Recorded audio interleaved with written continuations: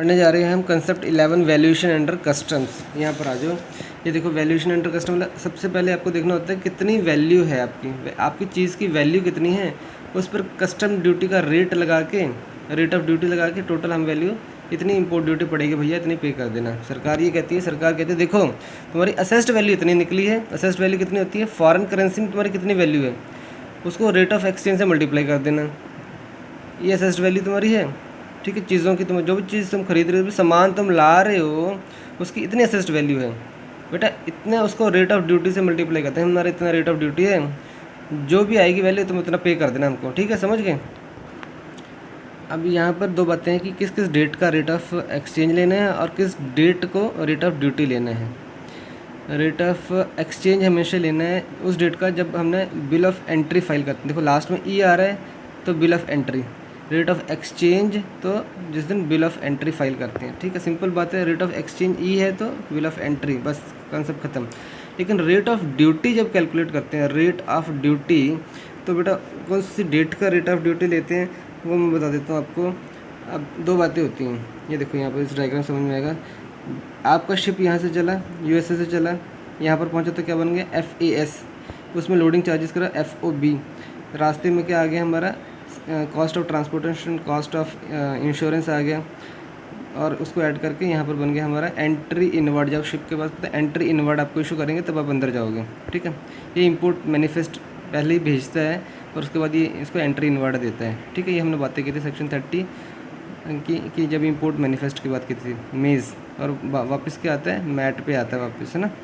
और हमने ये भी बात की थी। और एक चीज़ कंसेप्ट यहाँ पर ये भी समझ लो कि जो FOB होता है मोस्ट ऑफ द टाइम, ये जो कॉस्ट ऑफ इंश्योरेंस जो भी यहाँ पर होता है ना, कॉस्ट ऑफ इंश्योरेंस, वो इसमें इंक्लूडेड होता है। मोस्ट इसको सेपरेट करना मुश्किल हो जाता है बहुत बार अगर सेपरेट नहीं कर सकते FOB और कॉस्ट ऑफ इंश्योरेंस, तो इन दोनों को इकट्ठा क्लब करके ले लेते हैं वैल्यूज़ को, ठीक है।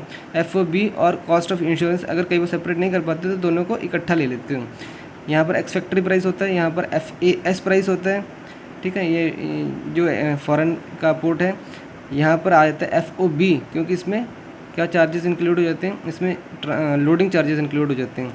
यहाँ पर आ जाता है हमारा cost of transportation, cost of insurance, और मोस्ट ऑफ टाइम FOB और कॉस्ट ऑफ इंश्योरेंस जो होते हैं क्लब्ड होते हैं, इनको सेपरेट करना मुश्किल होता है, तो तो हम FOB plus cost of insurance साथ में ले लेते हैं। यहाँ पर पहुँच जाते हैं तो हमारा यहाँ पर एंट्री इनवर्ड इसको देते हैं। यहाँ पर कौन बैठा है, यहाँ पर बैठा है हमारा कस्टोडियन बैठा है, ये प्रॉपर ऑफिसर को इन्फॉर्म करता है, ठीक है। उसके बाद वो इसको बायर को इन्फॉर्म करता है, बायर आता है भागा भागा, ये तो 46 लेकर आएगा, ठीक है, या फिर बोले 46 में आएगा, 46 में या तो ये वाइट स्लिप या तो फिर येलो स्लिप। याद है वाइट स्लिप मतलब अभी के अभी मैं होम कंजम्पशन के लेना चाहता हूँ, येलो स्लिप मतलब वेयर हाउस में भिजा दो, वो बोलता है। ट्रेन में आता है 46, हमने सेक्शन 46 किया था। और बाद में जब घर चला जाता है उसके बाद अगर येलो स्लिप होता है तो घर पे चला जाता है, वेयर हाउस में सामान छोड़कर। वापस जब आना होता है तो शेफ़ के कपड़े पहन के सेक्शन 68 में ग्रीन कलर का स्लिप लेकर आता है और कहता है मुझे होम कंजम्पशन के लेना है। फिर वो कहता है इसको क्या मारता था, इसको ये चीज़ मारता था सेक्शन 60 में, और उसको कहता था कि वेयर हाउस में जो भी जाना है उसको वेयर हाउस में जाता था ये, और वेयर हाउस में जाके जो भी वेयर हाउस के चार्जेस पे करता था और ये ले जाता था सामान को अपना जो भी होम कंजम्पशन के लिए, ठीक है। मोटा मोटी बात कर रहा हूँ, बाकी हमने डिटेल में पढ़ा हुआ इसको। तो यहाँ पर एंट्री इनवर्डशिप के केस में एंट्री इनवर्ड होता है, और उसके बाद क्या होता है जब भी इसको क्लियर करवाना होता है तो वो क्या पे करता है, वो नहीं, जैसे ही आता है शिप आता है तो उसके बाद वो बिल ऑफ एंट्री, एक दिन के अंदर अंदर उसको बिल ऑफ एंट्री फाइल करना होता है। याद है, एक दिन के अंदर अंदर अगर उसको सब कुछ वैल्यू खुद बिल ऑफ एंट्री की सेल्फ असेसमेंट करता है। अगर वो खुद PO पसंद आता है तो ठीक है, अगर उसको लगता है कि नहीं है तो फिर उसको रीअसेस करता है और उसके रीअसेसमेंट के बाद उसको बिल ऑफ एंट्री देता है, और उसके बाद एक दिन का टाइम मिलता है उसको इसको फाइल मतलब पेमेंट करने के लिए, ठीक है, ड्यूटी पे करने के लिए। अभी ड्यूटी असेस करनी है हमको, ठीक है। तो ये असेस कैसे करनी है अभी हम देख लेते हैं। बिल ऑफ एंट्री फाइल कर दिया है, हमें असेस करनी है वैल्यू, वो कैसे करनी है हम वो सीखने वाले हैं। अब यहाँ देखो रेट ऑफ ड्यूटी की बातें हो रही ना, रेट ऑफ ड्यूटी असेस करनी है हम, तो रेट ऑफ ड्यूटी निकालेंगे। रेट ऑफ ड्यूटी हम निकालेंगे अगर शिप है तो जिस दिन एंट्री इनवर्ड या फिर बिल ऑफ एंट्री एक्चुअली 30 दिन पहले तक भी हम ये ऑनलाइन फाइल कर सकते हैं, याद तुम्हें। तो बिल ऑफ एंट्री पहले भी फाइल कर सकता है इन केस ऑफ वेसल की बात होती है तो और जो व्हीकल के केस होते थे तो हमने कहते थे कि जब व्हीकल है स्पेशली मतलब जो रोड से आ रहा है उसको एक कितना दिन का टाइम मिलता है, ये देखो बिल ऑफ एंट्री जो है वो नेक्स्ट डे, फॉलोइंग डे, जिस दिन पहुंचा उसके अगले दिन के एंड तक उसको, जब तक वर्किंग मतलब आवर्स हैं तब तक उसको बिल ऑफ एंट्री फाइल करनी होती है सभी केसेस में, चाहे व्हीकल हो, वेसल हो, एयरक्राफ्ट हो, ठीक है। लेकिन पहले भी कर सकते हैं बिल ऑफ एंट्री 30 दिन पहले तक भी, एस्टिमेटेड डेट के पहले तक भी कर सकते हैं। नहीं करते हैं तो क्या होता है, पेनल्टी लगती थी, हमने याद किया था 5,000 पर डे फर्स्ट 3 डेज़ के लिए, और उसके बाद 10,000 पर डे 3 दिन के बाद, ठीक है, लेट फीस पड़ती है। और वो हम 12 घंटे की बात कर रहे थे, वो इंपोर्ट मैनिफेस्ट है कि क्या लेकर आ रहे हो क्या नहीं लेकर आ रहे हो, याद है। इंपोर्ट मैनिफेस्ट की बात हो रही है, इंपोर्ट रिपोर्ट जिसे कहते हैं, वो जो होता है वो पहले ही यहाँ से उसको भेजना पड़ता है कि मैं ये सामान लेकर आ रहा हूँ, और साथ में फिर वो सेक्शन 30 में। और वो व्हीकल के केस में जो इंपोर्ट मैनिफेस्ट क्या क्या लेकर आ रहे हो वो है 12 घंटे तक पहुँचने के बाद 12 घंटे तक आप इंपोर्ट मैनिफेस्ट या इंपोर्ट रिपोर्ट दे सकते हो। कहाँ चला गया, ये रहा। व्हीकल केस में विदिन 24 आवर्स पोस्ट अराइवल आपको इंपोर्ट मैनिफेस्ट देना होता है, ठीक है। लेकिन वेसल एयरक्राफ्ट के केस में vessel aircraft prior to the arrival देना होता है, ठीक है, इसकी ई फाइलिंग होती है, समझ गए। और सेक्शन 30 में फिर उसके बाद हमारा क्या होता है, ग्रांट ऑफ एंट्री इनवर्ड होता है, ठीक है, एंट्री इनवर्ड। और मास्टर को एंट्री इनवर्ड के बिना अनलोडिंग नहीं करवा सकते हैं, और not required for the unloading of the crew members baggage mail bags arrival etcetera, ठीक है। यहाँ तो यहाँ पर रेट ऑफ ड्यूटी जो निकालना है वो कैसे निकालना है, रेट ऑफ ड्यूटी जो निकालना है वो या तो एंट्री इनवर्ड या फिर जिस दिन बिल ऑफ एंट्री फाइल की। बिल ऑफ एंट्री हमने बताया कि या तो आने के बाद होगा या तो 30 दिन पहले तक भी ई फाइलिंग कर सकते हैं, तो ऑब्वियसली कुछ भी पहले हो सकता है। तो जो भी इसमें से जो लेटर होगा, मान लो पहुँच गए हो, एंट्री इनवर्ड तब कर रहे हो, तब तो सॉरी बिल ऑफ एंट्री तब फाइल कर रहे हो, तो ऑब्वियसली बिल ऑफ एंट्री वाला ही बाद में आएगा। लेकिन हो सकता है 30 दिन पहले आपने कभी फाइल कर दिया हो तो बिल ऑफ एंट्री पहले आ जाएगा और एंट्री इनवर्ड बाद में आएगा। तो बाद में जो आएगा एंट्री इनवर्ड, तो एंट्री इनवर्ड की डेट ले लेंगे। तो वेसल के केस में एंट्री इनवर्ड की बातें होती हैं और बिल ऑफ एंट्री की बातें होंगी। और एयरक्राफ्ट और व्हीकल के केस में क्या होगा, उसमें एंट्री इनवर्ड वगैरह की बातें नहीं है, उस केस में अराइवल की बातें होंगी। किसकी बातें होंगी, अराइवल की बातें होंगी। एंट्री इनवर्ड में बातें होंगी सिर्फ वेसल के केस में आपका अराइवल की बातें होंगी, एयरक्राफ्ट और व्हीकल के केस में कि अराइवल हो गया है या फिर बिल ऑफ एंट्री फाइल की। बिल ऑफ एंट्री तो फाइल करना है तुम्हें बताया भी।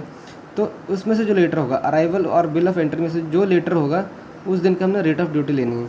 व्हीकल के केस में भी सेम, अराइवल या बिल ऑफ एंट्री, जिसका रेट ऑफ ड्यूटी उस दिन का लेना है जिस दिन जो भी लेटर हो अराइवल या बिल ऑफ एंट्री में से। आई थिंक ये बात समझ में आ गई है रेट ऑफ ड्यूटी के बारे में। और हमने बात की रेट ऑफ एक्सचेंज। तो रेट ऑफ एक्सचेंज तो बेटा जिस दिन बिल ऑफ एंट्री फाइल करते हैं उसी दिन का रेट ऑफ एक्सचेंज लगाना है, वो परमानेंट है। रेट ऑफ एक्सचेंज ई लिखा है ना, तो bill of entry, bill of entry, rate of exchange, bill of entry, बस याद रख लो उस दिन का ही लेना है।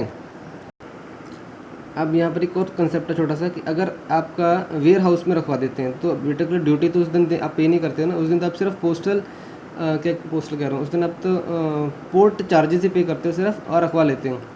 तो जब जिस दिन आप वेयर हाउस से निकलवाने के लिए आते हो 68 याद है तुम्हें, शेफ़ आता है ग्रीन स्लिप लेकर, तो उस दिन जो होता है उस दिन हमें देखना होता है कि उस दिन रेट ऑफ एक्सचेंज, क्योंकि उस दिन वो बिल ऑफ एंट्री फाइल करता है तो उस दिन का रेट ऑफ एक्सचेंज देखना होता है 68 वाले केस में। मतलब जिस दिन वो होम कंजम्पशन के लिए वेयर हाउस से निकालने के लिए आता है बंदा।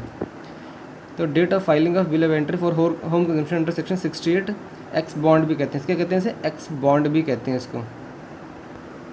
नॉर्मल केस में डायरेक्टली होम कंजम्पशन के लिए निकाल रहे हैं तो वाइट कलर की स्लिप होगी, तो उस दिन का जो रेट ऑफ एक्सचेंज होगा वो उस दिन का जो बिल ऑफ एंट्री की डेट होगी उस दिन का रेट ऑफ एक्सचेंज चलेगा हमारा। समझ गई बात। रेट ऑफ एक्सचेंज जिस दिन बिल ऑफ एंट्री फाइल करते हैं, अगर 46 में उसी दिन करना है या फिर आप बाद में हो जिस दिन आप वेयर हाउस से निकालने के लिए आप आ रहे हो ग्रीन कलर का फॉर्म लेकर, उस दिन का डेट का रेट ऑफ एक्सचेंज ले लेंगे। मतलब उस दिन बिल ऑफ एंट्री फाइल किया तो उस दिन का रेट ऑफ एक्सचेंज लेंगे हम, ठीक है। ऑब्वियसली आप आ रहे हो ग्रीन स्लिप लेकर तो उसी दिन आप बिल ऑफ एंट्री लेकर आओगे ना, तो उस दिन की बिल ऑफ एंट्री की डेट होगी तो उसी दिन का रेट ऑफ एक्सचेंज चलेगा। यहाँ पर ध्यान देना कि इन दोनों में से जो लेटर होगा ना, रेट ऑफ ड्यूटी में जो भी लेटर होगा एंट्री इनवर्ड या फिर बिल ऑफ एंट्री, जो भी लेटर होगा वो लेना है। लेटर ऑफ एंट्री इनवर्ड या फिर जिस दिन बिल ऑफ एंट्री फाइल किया जो भी लेटर होगा वो डेट का लेना है, रेट ऑफ ड्यूटी, ठीक है। आप कुछ टर्म्स हैं वो समझ लो जरा फटाफट। फ्री अलॉन्गसाइड शिप, FAS का मतलब तुम्हें पता ही क्या होता है। ये सेलर ने सामान पहुंचाया अलॉन्गसाइड शिप, तो यहाँ पर cost of transportation, cost of insurance, local charges कुछ इसने पे किए होंगे, तो यहाँ से लेकर यहाँ तक पहुँचाने का रिस्पॉन्सिबिलिटी सेलर का होता है FAS तक। उसके बाद जो लोडिंग हो गया या फिर रास्ते का ट्रांसपोर्टेशन, इंश्योरेंस या आगे की सारी जिम्मेदारी जो होती है ना बायर के वहाँ तक पहुँचने के लिए, वो सारी रिस्पॉन्सिबिलिटी किसकी होती है? बायर की होती है। ठीक है, आगे आ जाओ फ्री ऑन बोर्ड FOB। ठीक है, इसे हमेशा जो भी है ना एक्सपोर्ट ड्यूटी ऑन FOB पे कैलकुलेट करते हैं, ये हमेशा ध्यान रखना है। इसमें इंपॉर्टेंट बात यही है कि एक्सपोर्ट ड्यूटी हमेशा FOB पे कैलकुलेट करते हैं और इंपोर्ट ड्यूटी हमेशा ही हमारी CIF पे कैलकुलेट करते हैं। इंपोर्ट ड्यूटी हमेशा ही CIF पर कैलकुलेट करते हैं। यही इंपॉर्टेंट बातें यहाँ पर समझने के लिए। फ्री ऑन बोर्ड तुम्हें पता ही क्या होता है, यहाँ पर FAS प्लस लोडिंग चार्जेस इसमें हो जाए तो ये बन जाता है हमारा FOB। ठीक है, तो यहाँ देखो जरा कॉन्ट्रैक्ट की बात की। कॉन्ट्रैक्ट एक्चुअली FAS कॉन्ट्रैक्ट भी हो सकता है, FOB कॉन्ट्रैक्ट भी हो सकता है। अगर FAS कॉन्ट्रैक्ट है तो सेलर की रिस्पॉन्सिबिलिटी यहीं तक है, FAS तक ही है। अगर FOB कॉन्ट्रैक्ट कर लिया है, FOB कॉन्ट्रैक्ट कर लिया है सेलर ने, तो बेटा लोडिंग की रिस्पॉन्सिबिलिटी भी फिर सेलर की हो जाती है। तो seller is responsible for loading. FOB contract अगर है तो सेलर की रिस्पॉन्सिबिलिटी बन जाती है लोडिंग करना शिप में भी। ठीक है, उसके बाद की सारी जो एक्सपेंडिचर होते हैं, जो भी रिस्पॉन्सिबिलिटी होती है, वो किसके पास होती है? वो बायर की होती है फिर। ठीक है, देखो यहाँ पे लिखा है ना, ship undertaken by the seller post loading the risk transfer to the buyer who has bear transportation, insurance etcetera. ठीक है, अब होता है cost insurance freight, CIF value. अब एक CIF कॉन्ट्रैक्ट भी हो जाता है। CIF कॉन्ट्रैक्ट में क्या होगा? सेलर की रिस्पॉन्सिबिलिटी दे देंगे। Seller is responsible for the goods for the expenditure till the place of importation. तो जहाँ जहाँ से शिप आ रही है, FAS FOB, ये सारी ये वाला खर्चा, यहाँ पर लोडिंग खर्चा, कॉस्ट ऑफ ट्रांसपोर्टेशन, इंश्योरेंस, ये सारा खर्चा, यहाँ तक पहुँचने तक का सारा खर्चा फिर उस केस में सेलर बियर करेगा। CIF अगर कॉन्ट्रैक्ट कर लिया है, अगर इन दोनों के बीच में CIF कॉन्ट्रैक्ट है, तो यहाँ तक पहुँचाने की सारी जिम्मेदारी सेलर की बन जाएगी। फिर ये सारा का सारा खर्चा फिर कौन बियर करेगा? सेलर बियर करेगा फिर। ठीक है, तो इस कॉन्ट्रैक्ट में ये लिखा है। तो होता क्या है, FOB सॉरी यहाँ पर ex factory price, FAS FOB, उसके बाद CIF वैल्यू बन गई ना, इसमें ट्रांसपोर्टेशन इंश्योरेंस दोनों। और मोस्ट ऑफ द केसेस में FOB प्लस इंश्योरेंस ये आपस में इनसेपरेबल होता है कई बार। ठीक है, दोनों को साथ में ले लेते हैं कई बार। तो कस्टम ड्यूटी कैसे calculate? Accessible value into rate of duty. बात की हमने, असेसेबल वैल्यू क्या होता है? फॉरेन करेंसी में into rate of exchange into rate of duty. समझ में आ गई बात? अभी हमने इसकी बातें कर चुके हैं ऑलरेडी। रेट ऑफ ड्यूटी क्या होता है? किस दिन का जो रेलिवेंट डेट लेनी है हमने रेट ऑफ ड्यूटी के लिए, हमने वो बातें की हैं। तो शेड्यूल 1 में इंपोर्ट ड्यूटी के रेट होते हैं, शेड्यूल 2 में एक्सपोर्ट ड्यूटी के रेट हम ऑलरेडी पढ़ चुके हैं। और एक किस सेक्शन में आएगा? Rate of rate of duty की बातें आएंगी सेक्शन 15 में। टावल के अंदर रेट लिखे हुए हैं, टावल के ऊपर रेट ऑफ ड्यूटी लिखे हैं। भैया ये तुम्हारी ड्यूटी है, टावल के ऊपर रेट लिखे हैं, रेट ऑफ ड्यूटी लिखी है, तुम्हारी ड्यूटी है टावल पर। टावल को लपेटना तुम्हारी ड्यूटी है, टावल को लपेटना, टावल पे रेट ऑफ ड्यूटी लिखना, ये तुम्हारी ड्यूटी है। टावल पर रेट ऑफ ड्यूटी लिखनी तुम्हारी ड्यूटी है। असेसेबल वैल्यू कौन से सेक्शन में आएंगे? टायर आएंगे। टायर के ऊपर क्या लिखा है? Accessible value. टायर पे क्या लिखा है? Accessible value. ये असेसेबल वैल्यू आ गई। ये कहाँ लिखे हैं? टायर पे लिखे हैं। कहाँ लिखे हैं? ये टायर पे लिखे हैं असेसेबल। ये इमेजिन करो, टायर के ऊपर लिखा है असेसेबल वैल्यू। ये वैल्यू कैसे, कितनी वैल्यू है मेरी जिसके ऊपर मुझे ड्यूटी पे करनी है, वो कहाँ पर आएगा?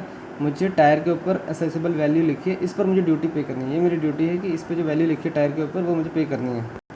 एक बात और इम्पोर्टेंट है यहाँ पर, जो रेट ऑफ एक्सचेंज होता है ना, वो हमेशा CBIC का रेट लेते हैं, RBI का रेट नहीं लेते हैं। ये ध्यान देने वाली बात है कि central board of indirect taxes and customs के जो रेट होंगे वही रेट ऑफ एक्सचेंज हमें फॉलो करने हैं as on date when the bill of entry is filed under section 46। ठीक है, एक छोटा सा एग्जांपल देख लो फटाफट कि मान लो कुछ सामान इंपोर्ट किया जापान से, इतनी असेसेबल वैल्यू है, तो डेट ऑफ फाइलिंग ये सारे रेट दे रखे हैं, और rate of duty, rate of exchange, CBIC का रेट ऑफ एक्सचेंज RBI का दे रखा है। RBI को तो टोटली इग्नोर कर सकते हो आप देखना है कि ये क्योंकि क्या है, ये वेसल है, ये देखो वेसल है, वेसल से इंपोर्ट किया है, तो हमने वेसल के केस में अराइवल नहीं होता है, वेसल के केस में अराइवल नहीं, तो उसको सीधा इग्नोर कर सकते हैं, क्योंकि उस केस में बिल ऑफ एंट्री होगी, डेफिनेटली बिल ऑफ एंट्री तो हर जगह ही होगी, और साथ में वहाँ पर होगा एंट्री इनवर्ड की बातें होंगी। तो एंट्री इनवर्ड और बिल ऑफ इसकी बातें करनी, जहाँ पर लिखा है तो वहाँ पर रेट ऑफ एक्सचेंज की बातें होंगी। मैंने अभी बात की है, तो बिल ऑफ एंट्री मतलब रेट ऑफ एक्सचेंज उस दिन का लगेगा, तो रेट ऑफ एक्सचेंज CBIC पर आ जाएंगे। और ये 10 तारीख का है तो 10 तारीख का यानी 58, यानी रेट ऑफ एक्सचेंज 58 इंटू 58 लगेगा। मतलब रेट ऑफ एक्सचेंज 58 यूज़ करेंगे। और हम बातें करेंगे रेट ऑफ ड्यूटी की। तो रेट ऑफ ड्यूटी में हमने कहा था लेटर ऑफ एंट्री इनवर्ड या फिर बिल ऑफ एंट्री। तो लीटर क्या है इसमें से 10 या 18 है, तो 18 तारीख का हम देख लेंगे रेट ऑफ ड्यूटी 18%, तो 18% लगेगा। ठीक है, ये देखो यहाँ लिखा भी है 58 और 18%, ये वैल्यू निकाल ली है। ये हमारी आ गई इम्पोर्ट ड्यूटी। ठीक है, अब हमने टायर की बात की है। टायर के ऊपर क्या लिखा था, assessable value. Assessable value actually it is nothing but the transaction value कितनी है। Transaction value means price actually paid और पेबल। ठीक है, delivering up to the place of importation in case of import and place of exportation in case of export. तो हाँ, जो भी आपका प्लेस ऑफ एक्सपोर्ट या इम्पोर्ट तक इम्पोर्टेशन है, एक्सपोर्टेशन है, वहाँ तक जो भी आपका ट्रांजैक्शन वैल्यू बन रही है मीन्स प्राइस एक्चुअली जो पे किया है ना, वो हमारी वैल्यू होती है असेसेबल वैल्यू। ठीक है, उस वैल्यू पर हम निकाल लेते हैं, उस पर रेट ऑफ ड्यूटी लगा के हम निकाल लेते हैं टोटल ड्यूटी। भैया हम तरह पे कर दो, तुम्हारी इतनी तुम्हारी ट्रांजैक्शन वैल्यू है। ठीक है, इतनी ट्रांजैक्शन वैल्यू है। अब इतना ध्यान रखना कि इंडियन पोर्ट की बात करें तो अगर इंपोर्ट की बात कर रहे हैं तो हमेशा CIF वैल्यू पे निकालनी है। इंपोर्ट की बात कर रहे हैं तो CIF, हमेशा पिक्चर दिमाग में रख लो। CIF मतलब जो हमारे सी के पास पड़ी हुई है ना, वहाँ पर CIF वैल्यू की बातें हम कर रहे थे। और FOB एक्सपोर्ट के केस में देखो FOB वहाँ पर वैल्यू पड़ी थी, तो FOB एक्सपोर्ट के केस में और इंपोर्ट के केस में CIF वैल्यू यूज़ करनी है हमेशा। ठीक है, और कुछ बातें और हैं, उससे ध्यान रख लो। बायर और सेलर आपस में रिलेटेड नहीं होनी चाहिए। Price should be the sole consideration होना चाहिए। Subject to the condition mention in the rule 3 होना चाहिए। और subject to the additional mention in under rule 10 होना चाहिए। अंडर रूल 10 की भी बातें करेंगे हम, टो की बातें भी करेंगे और माँ के कहती है उसकी बातें भी हम करेंगे। अब 14.2 पे आ जाओ। ये टायर के ऊपर शिप बना हुआ है, टायर के ऊपर नो बना हुआ है। इसका मतलब क्या कहता है, फॉर नोटिफाइड गुड्स जैसे गोल्ड सिल्वर एटसेट्रा है ना, तो बेटा उस केस में तो assessed value equal to tariff value होती है फिक्स्ड बाय CBIC। ठीक है, तो 14.2 यानी आपका इसके ऊपर शिप बना हुआ है तो उसकी वैल्यू CBIC फिक्स कर देगी। शिप बना है ना, बस हाँ शिप बना टायर के ऊपर, इसका मतलब ये सारी नोटिफाइड गुड्स हैं, हम वैल्यू फिक्स कर देंगे इसकी। असेसमेंट वैल्यू हम फिक्स कर देंगे। शिप जो है फिक्स कर दी उन्होंने, फिक्स कर दी है नोटिफाइड गुड्स के लिए। शिप फिक्स कर दी है, सोने चांदी के बने हुए हैं।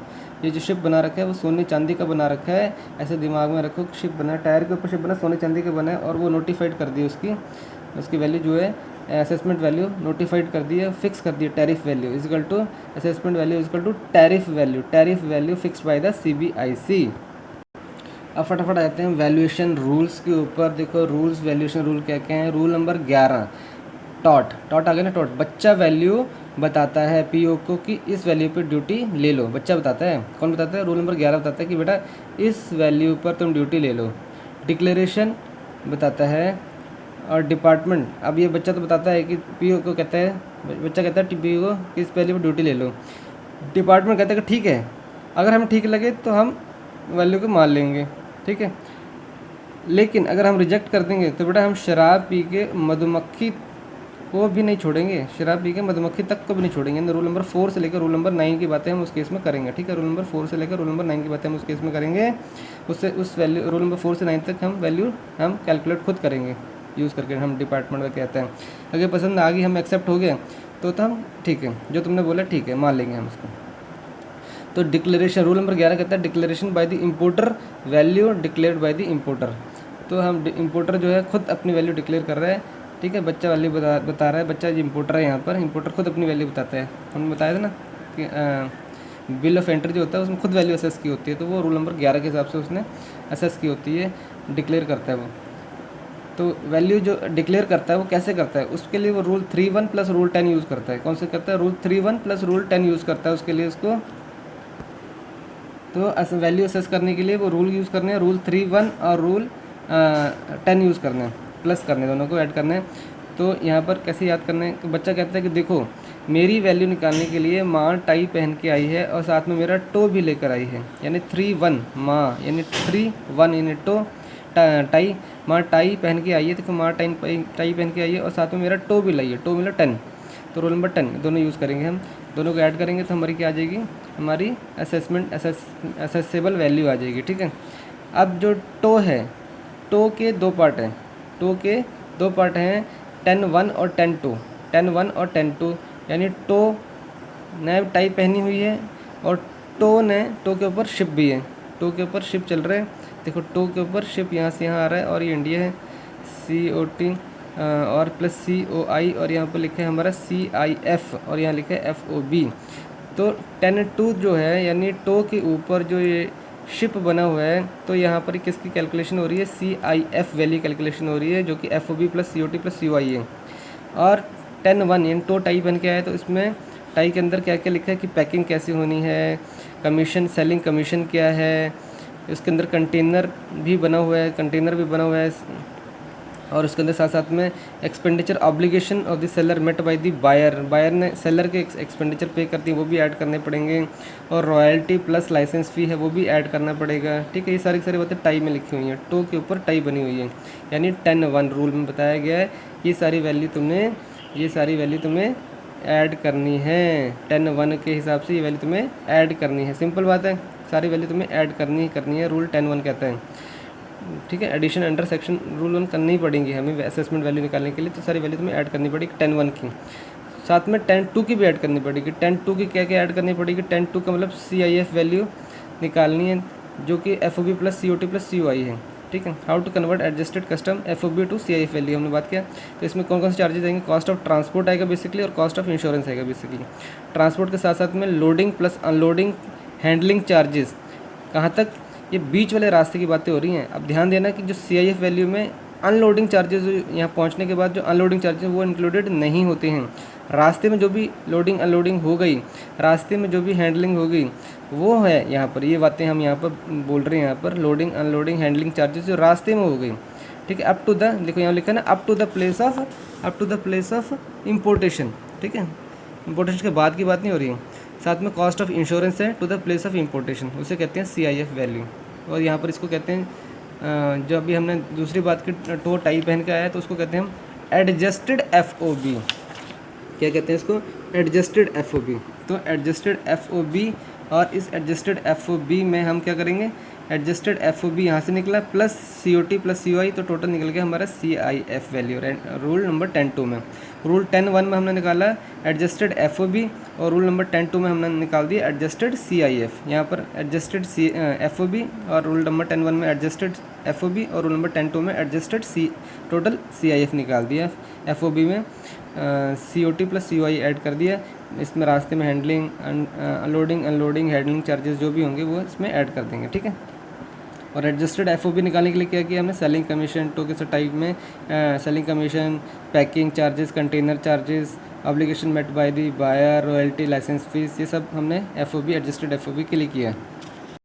अब देखो ये डायग्राम बना हुआ सेक्शन 10(2) का, 10(2) का डायग्राम बना हुआ है, हमने 10(2) को यहीं पे लिख दिया, 10(2) यहीं पर था ना हमारा, 10(2) को नीचे में पूरा डायग्राम यहाँ बना दिया कि कॉस्ट ऑफ इंश्योरेंस जो होता है ये एक्चुअली एक्चुअल, और कॉस्ट ऑफ इंश्योरेंस सिंपल है, एक्चुअल वैल्यू पता है तो ठीक है एक्चुअल ले लो, नहीं तो 1.125% ऑफ द एडजस्टेड FOB। हमेशा ध्यान रखना कि एडजस्टेड FOB की वैल्यू का 1.125% लेते हैं, और इनकेस कभी कभी क्या होता है कि FOB पता नहीं होते, FOB के साथ कॉस्ट ऑफ इंश्योरेंस एडिड होती है, तो अगर नहीं पता हमें FOB अकेला, तो adjusted FOB plus cost of insurance का 1.125% ले लेंगे किसी भी केस में। अब कॉस्ट ऑफ इंश्योरेंस हो गया, कॉस्ट ऑफ ट्रांसपोर्टेशन के केस में कैसे कैलकुलेट करेंगे, कॉस्ट ऑफ COT कैसे कैलकुलेट, कॉस्ट ऑफ ट्रांसपोर्टेशन कैसे करेंगे। मान लो एयर, दो केस हो सकते हैं, या तो एयर से आ रहा है या तो वेसल से आ रहा है, या तो एयर से आ रहा है तो वेसल से आ रहा है, और एयर दोनों के केस में दो बातें हो सकती हैं, या तो वैल्यू असर्टेनेबल है या फिर नॉट असर्टेनेबल है, यानी मतलब या तो हम असर्टेन कर सकते हैं इस वैल्यू को, एयर से आ रहा है हम असर्टेन कर सकते हैं तो नहीं कर सकते हैं। अगर कर सकते हैं तो बेटा एक्चुअल वैल्यू ले लो, या फिर 20% ऑफ द एडजस्टेड FOB, और अगर एडजस्टेड FOB या फिर एडजस्टेड FOB और कॉस्ट ऑफ इंश्योरेंस सेपरेट नहीं कर सकते हो तो 20% of the adjusted FOB plus cost of insurance, इन दोनों को ऐड करके उसको 20% निकालना, और उसमें से जो भी लेसर वैल्यू होगी ना, जो भी लेसर वैल्यू होगी एक्चुअल वैल्यू, या फिर 20% ऑफ एडजस्टेड FOB प्लस और FOB प्लस COI, उसमें से जो भी लेसर वैल्यू होगी वो हम ले लेंगे, क्या ले लेंगे हम उसको, कॉस्ट ऑफ ट्रांसपोर्टेशन ले लेंगे, कॉस्ट ऑफ ट्रांसपोर्टेशन ले लेंगे, एक्चुअल जो ट्रांसपोर्टेशन वैल्यू है, या फिर 20% of adjusted FOB plus cost of insurance, मतलब 20% वैल्यू मान लेंगे कि जितना भी तुम्हारी FOB है ना उसका 20% पूरा किसके लिए लग रहा है, ट्रांसपोर्टेशन के लिए लग रहा है। 20% वैल्यू जो भी तुम्हारे FOB वैल्यू है उसका 20% तुम्हारा ट्रांसपोर्टेशन के लिए लग रहा है, ऐसे हम मानेंगे। उसमें से या तो एक्चुअल पता है तो एक्चुअल, नहीं तो 20% of the adjusted FOB plus COI, उसमें से जो भी लेसर होगा वो हम मान लेंगे एयर के केस में। और अगर पता ही नहीं है तो सिंपल सी बात है, पता ही नहीं है तो 20% ले लेंगे, सीधी सी बात है। 20% जो भी एडजस्टेड FOB होगा उसका हम 20% ले लेंगे सीधी सी। मतलब जब भी मैं FOB की बात कर रहा हूँ एडजस्टेड FOB, तो उसका मतलब है FOB प्लस COI, अगर FOB अकेला पता नहीं है तो, ठीक है। और वेसल की बात हो रही है तो दो कैसे हो सकते, असर्टेनेबल हो सकती है वैल्यू COT की, या तो नॉट असर्टेनेबल। असर्टेनेबल वैल्यू की तो एक्चुअल वैल्यू, और अगर नॉट असर्टेनेबल है तो 20% ऑफ दी FOB, या फिर FOB प्लस COI। इस केस में लेसर की बातें नहीं होंगी, मतलब एक्चुअल वैल्यू और उसकी बातें नहीं होंगी कि एक्चुअल वैल्यू या फिर 20% ऑफ एडजस्टेड, उसमें जो भी लेसर होगा ऐसी बातें नहीं होंगी, एक्चुअल वैल्यू ही लेंगे। वेसल के केस में तो हम एक्चुअल वैल्यू ही लेंगे, और नहीं पता है तो 20% लेंगे, ठीक है। लेकिन हवाई जहाज़ के केस में, एयर के केस में हम लेसर वैल्यू को लेते हैं, ठीक है। ये बातें ध्यान देने वाली है। COT के केस में, इन केस ऑफ किसकी बात कर रहे हैं हम, इन केस ऑफ बात कर रहे हैं हम रूल नंबर 10(2) में हम CIF वैल्यू कैलकुलेट कर रहे हैं यूजिंग FOB, ठीक है। देखो वही बातें यहाँ पर लिखी हुई हैं कि सेक्शन 10(2) में इम्पोर्ट बाय एयर है या फिर अदर मोड है, मतलब एयर है या तो अदर मोड होगा। तो इस केस में अगर असर्टेनेबल है तो बेटा 20% या फिर एक्चुअल वैल्यू जो भी कम होगी। अगर सर्टेनेबल नहीं है तो 20% ऑफ द एडजस्टेड FOB, या फिर 20% एडजस्टेड FOB प्लस COI हम खाते जब सेपरेबल नहीं हो सकते, इनसेपरेबल हैं दोनों वैल्यू तो। और अगर अदर मोड से हैं तो बेटा एक्चुअल वैल्यू ही लेनी है, जैसे शिप वगैरह होता है एक्चुअल वैल्यू ही लेनी है। अगर सर्टेनेबल नहीं है तो 20% ऑफ FOB, या फिर FOB प्लस COI का 20% ले लेना।